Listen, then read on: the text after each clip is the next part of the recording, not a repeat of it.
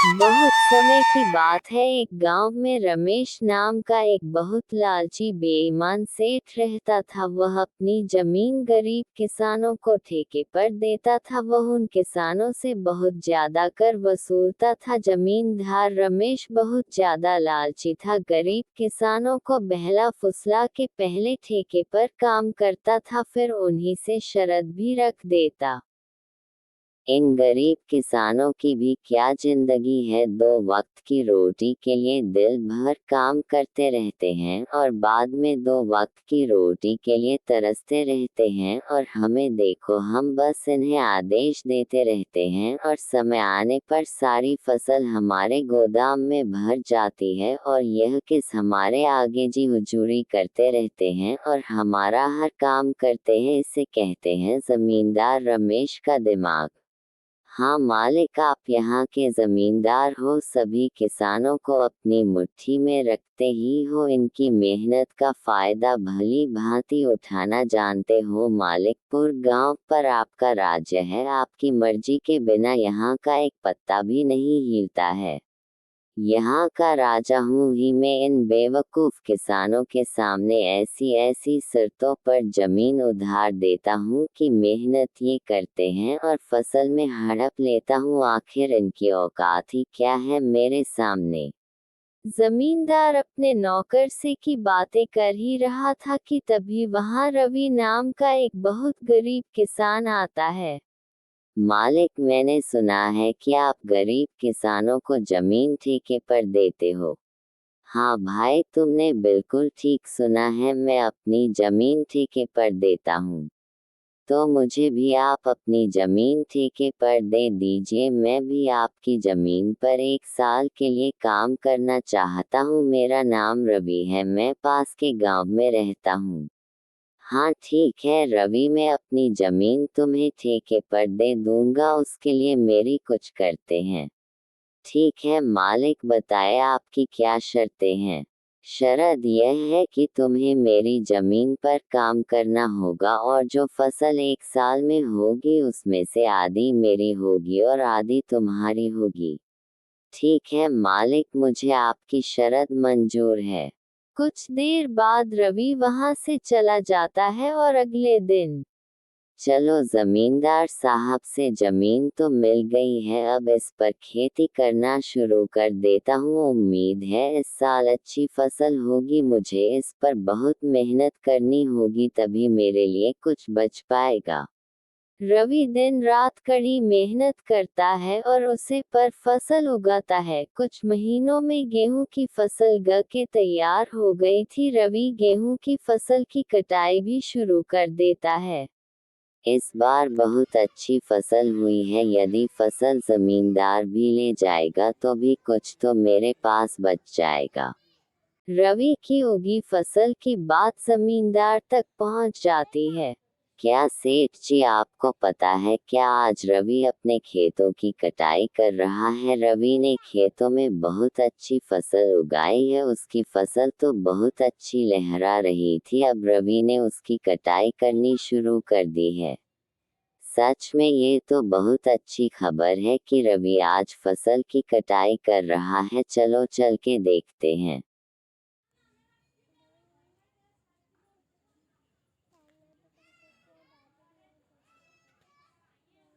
अरे रवि, फसल तैयार हो गई है। अरे इस बार तो यह फसल बहुत अच्छी लग रही है।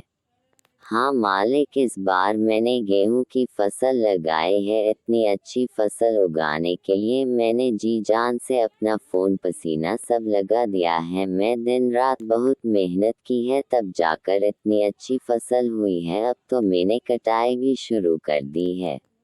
अरे भाई, तुम्हारी मेहनत से कुछ नहीं हुआ है, ये तो मेरी उपजाऊ जमीन का कमाल है जो इतनी अच्छी फसल हुई है। तुम्हारी मेहनत हो या ना हो, फसल तो होनी ही थी। मालिक, खेत भले ही उपजाऊ हो, अगर उसमें मेहनत नहीं होगी तो फसल कैसे होगी। मैं बहुत मेहनत की है इस खेत में। ज्यादा मत बोल रवि, मेहनत तो किराए के मजदूर भी करते हैं, असली कमाई का हकदार वही है जिसकी जमीन है। फसल निकाल, मुझे जल्दी जाना है, मुझे और भी काफी काम है। ये कह के जमींदार रवि से अच्छी फसल लेकर चला जाता है। खराब फसल रवि के पास छोड़ देता है, जिसे देख रवि मायूस हो जाता है। हे भगवान, इतनी कड़ी मेहनत के बाद इतनी सी फसल मेरे हाथ आई है। हम गरीबों को लोग ऐसी ही लूटते हैं। इतनी बड़ी मेहनत के बाद हमारे हाथ कुछ नहीं आता है। भगवान, कब मेरे पास मेरी जमीन होगी।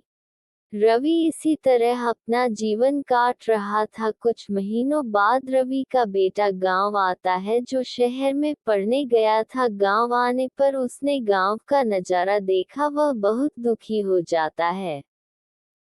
पिताजी, हमारे गांव का हाल ऐसा क्यों है? गांव के लोग दुखी और परेशान नजर आ रहे हैं, आखिर बात क्या है?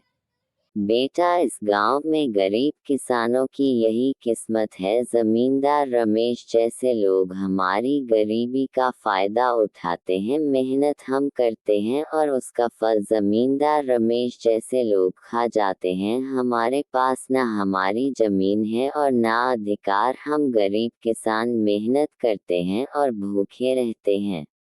किसानों की यह स्थिति सुन अमन बहुत दुखी हो जाता है। पिताजी, अब आप चिंता मत कीजिए, मैं आ गया हूँ। आज से मैं खेती करूँगा। लालची जमींदार को उसी की शर्तों में उसे जवाब दूंगा। सुबह होने पर अमन जमींदार के घर पहुंच जाता है।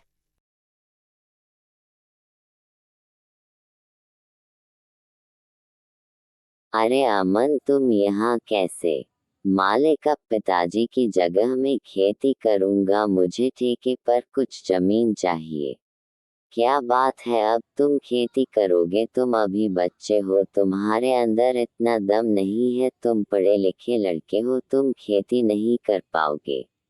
मालिक, आप ऐसा मत कहो। मैं पढ़ा लिखा हूँ, लेकिन मैं एक किसान का बेटा हूँ, ना खेती करना अच्छे से जानता हूँ। चलो ठीक है, तुम्हारी बात मान लेता हूँ। वैसे भी काम का क्या है, पढ़े लिखे लोग भी बेरोजगार घूम रहे हैं ना। आपका बहुत बहुत धन्यवाद मलिक। धन्यवाद bada memdina chuma pahale niyama ora sarata tsuna lo। आपकी क्या शर्तें हैं मालिक? जमींदार रमेश, ये तो एक बच्चा है। इस बार इसे ऐसी शर्त बता देता हूँ जिससे इसकी सारी फसल मेरी हो जाए। वैसे भी इसका पिता रवि हर साल गेहूं ही लगता है, तो ये भी गेहूं भी लगाएगा। अच्छा अमन सुनो, तुम जो भी फसल लगाओगे उसे उसका आधा हिस्सा मैं रखूंगा और आधा तुम रखना, लेकिन ऊपर का हिस्सा मैं रखूंगा और तुम नीचे का रखना। अगर तुम्हें ये शर्त मंजूर है तो बोलो। ठीक है मालिक, मुझे आपकी शर्त मंजूर है, ऐसा ही होगा। अगले दिन से अमन खेतों पर काम करना शुरू कर देता है। रवि ने इस बार गेहूं की जगह उसने मूंगफली की फसल लगाई और कुछ महीनों बाद फसल तैयार हो जाती है। मूंगफली की फसल बहुत अच्छी हुई थी। अब रवि खेत से मूंगफली निकालने लग जाता है। फसल की खबर मिलते ही जमींदार रमेश अमन के पास आता है। अरे रवि, शर्त तो याद है ना तुम्हें? आधा मेरा और आधा तुम्हारा। हाँ मालिक, मुझे शर्त याद है। आधा मेरा और आधा आपका, और आपने कहा था कि नीचे का हिस्सा मेरा होगा और ऊपर का आपका, तो आप ऊपर का हिस्सा ले सकते हैं। अरे मालिक, इसने तो चालाकी कर दिए। गेहूं की फसल नहीं है ये, तो मूंगफली की फसल है। अरे ये क्या, इस बार तुमने मूंगफली लगाई है? हाँ मालिक, पिताजी कितने सालों से गेहूं की फसल लगा रहे हैं, तो मैंने सोचा कि इस बार मूंगफली की फसल लगाई जाए। मैं क्या करूंगा, यह गसफूसलकारा सारे मंगफालियम तुचुमा ला रही हो। आप ही की शर्त है मालिक, अपने ही बताया था कि अब आप ही शर्त मानने को तैयार नहीं है। मैं कुछ नहीं जानता, आप ऊपर की हिस्सा ले जाए।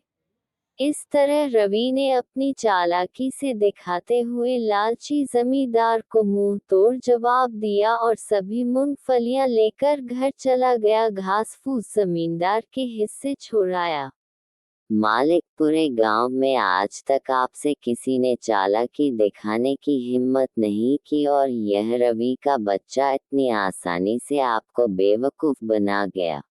अरे वह बच्चा मुझे क्या बेवकूफ बनाएगा, आने दो उसे, अगली बार ऐसा सबक सिखाऊंगा कि वो मुझसे कभी नहीं उलझेगा।